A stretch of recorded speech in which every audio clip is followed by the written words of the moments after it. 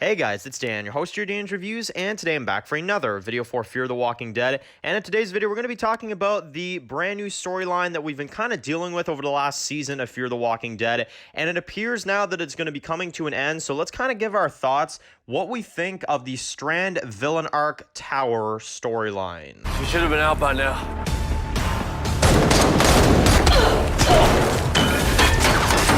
What the hell's going on up there? It's over. No!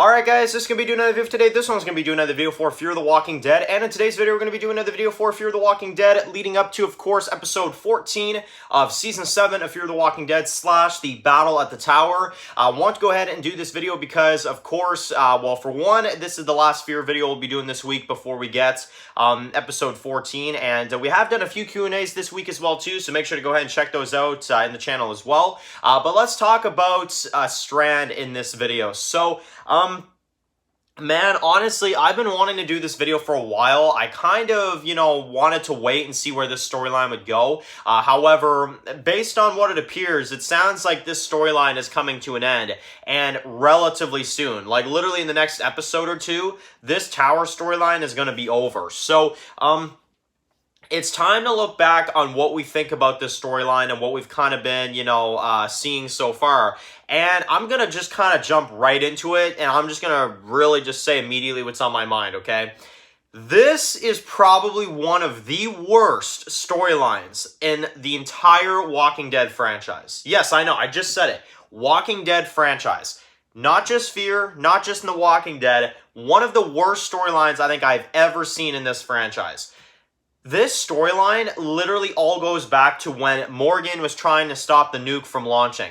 Strand gets the random-ass idea to try to kill Morgan, even though he volunteered to go with him, just so he could look like the darn hero. Okay, Morgan then doesn't kill Strand anyway. He just tells him, we'll deal with what you did later. Even though the man just tried to kill you, you're going to still let him come along and try to stop the nukes. Okay. And literally throughout this whole thing, it's all been about Strand trying to one-up Morgan in leadership, okay? So he runs into this guy, he takes over this tower, and he basically becomes this, leader of some, I don't know, cult or something, He's got, this big hat, he's, got this really cringy just attitude.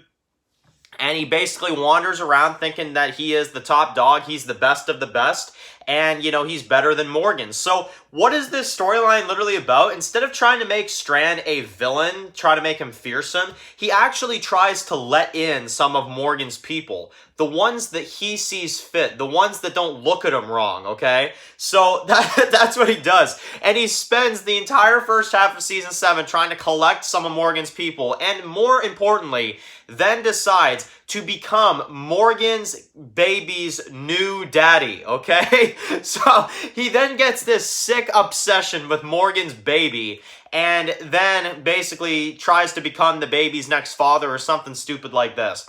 And he then kills Will because he doesn't like the way he talks about Alicia, and he is very protective over Alicia, even though he's going to war with her. And then what happens? Well, in 7B, he just disappears for a number of good episodes. He comes right on back and kills Howard, his right-hand man, just to get an old geezer in there that just joined his tower literally a few episodes ago, and gets him to be his right-hand man. The guy knocks him out, doesn't kill him, takes the baby back to Morgan. Strand's pissed because now the baby is back to Morgan and he lost his baby that he took for himself.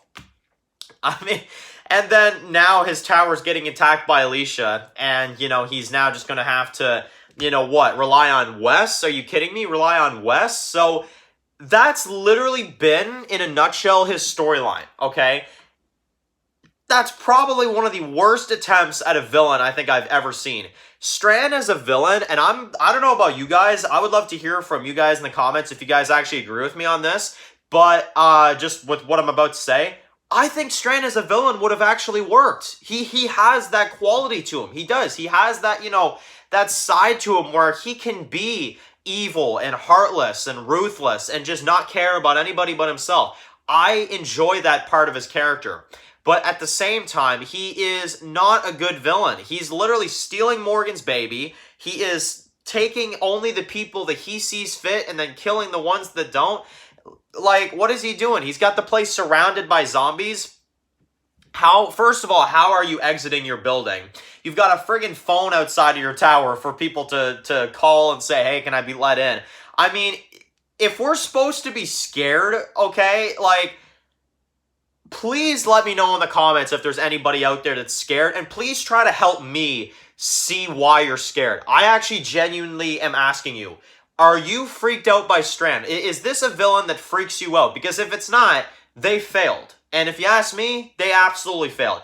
I am not only not scared of Strand, I am laughing at him, you know? When he's like looking at Howard in 707, he's like, bring me the baby, you know? And Howard's like, I don't understand. And then he's got these wide eyes like this, and he's like, he's gonna have to get used to his new daddy. I'm like, that's your villain? You just went from a freaking crazy maniac Teddy and Riley to then going from that to friggin' Tower Boy over here, like, who's obsessed with Morgan's baby and who kills people because they're in love with Alicia? Like, what kind of villain is this? Like, seriously.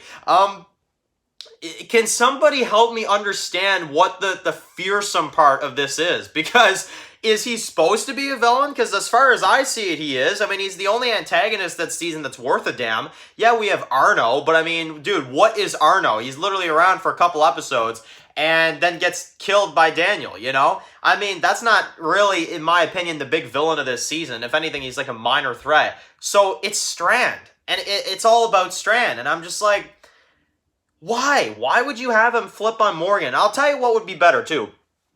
Because I know there's going to be some people that watch this video and they're going to be like, okay, but Dan, like, you think this is so bad. How would you fix this then? You know, okay, what do you think, you know? And here's my easy answer for this. I would not have Strand turn on Morgan at all. Yeah, he'd still be about himself, but he would have stayed focused on the plan to try to get Alicia out. I don't think anything should have changed there. He shouldn't have tried to kill Morgan.